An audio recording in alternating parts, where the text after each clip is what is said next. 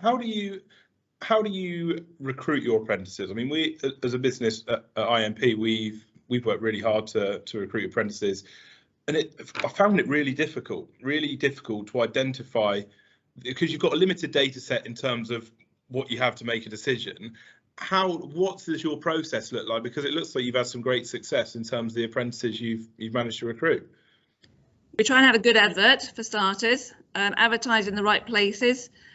This year the recruitment wasn't as positive, but the year before we had 57 applicants, and that was a lot of sifting out to see what we could do. We very much go on attitude and conscientiousness and just general demeanour. Obviously, if someone has got relevant exams in an area, then that is a bonus point. But at this stage, I would say that personal traits are much more important than proven abilities. Yeah. So if they haven't necessarily got an A level in maths or whatever we would ideally like, so long as they prove that they've got commitment, then we would take them further and put them out for a bit of a test. And just to say, we also advertise at our GCSE and A-level results days. So we always make sure whenever we're recruiting apprentices, and that's not just in finance, that's in HR, IT, any of those sort of apprenticeship roles, we'll advertise at the results days for our secondaries and sixth form.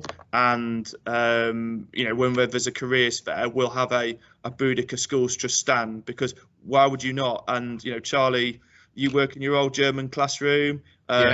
We've got, I think we've got 3 ex-students from our 2 secondaries just in the central functions itself. I don't count the head of HR because he left Sprouting a little while ago. But yeah, I think that is, and one of the things we're looking at is, doing some stuff like how do we add value to the education side of things. So potentially doing stuff with A-level business studies and stuff like that. And not that we'll go in and start poaching kids straight out of a class and we've got an attendance problem because they're now in finance. But it's about how do you link, how does the MAT as a wider organisation add value to the classroom? And I think that's something we're looking at this year, hopefully once the shadow of COVID lifts. Yeah, no, it's great. How do you, because I think you mentioned around kind of conscientiousness and attitude. Do you have tests? Is it interview techniques? How do you decide? Because we look for the same thing. We try, and apologies if I'm using this purely to help us recruit, but I know this is kind of a fairly consistent thread across the sector. How do you pinpoint those softer bits around attitude and conscientiousness? Is that through intuition? Intuition. I knew you were going to say that. Woman's intuition, basically, is what Jen's saying.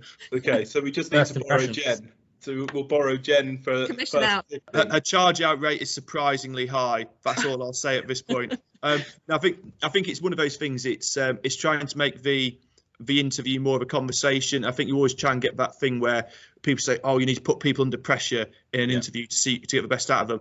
And I think our view is actually the role of a good interviewer is to create an environment where the candidate can give the best possible account of themselves. Otherwise, you end up with a high pressure environment, just a lot of confident extroverts, and that's not really a great diverse or inclusive mix in the team. So I think it's having a couple of exercises. So we have something that looks at time management, sort of like an intro one with some Excel, and it's not really the objective of how good or far you get on the Excel exercise. It's kind of one of the questions is, well, what would you do if you were doing that in real life? And the answer we're looking for, or I'd probably Google it and try and find out how to do it myself, or I'd ask a colleague. That's what you're after, rather than how far on the Excel exercise someone gets. Is, are they a bit of a self-starter? Are they going to use the initiative? Are they going to try and learn things for themselves, rather than just be like, oh, I can't do it?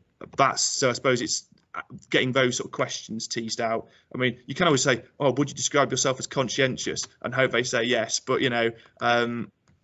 but yeah, we seem to have sort of like hit on a bit of a magic formula, because we've had a train of really cracking apprentices, and that's really difficult to do. And yeah, you can see the results, the achievements of the team.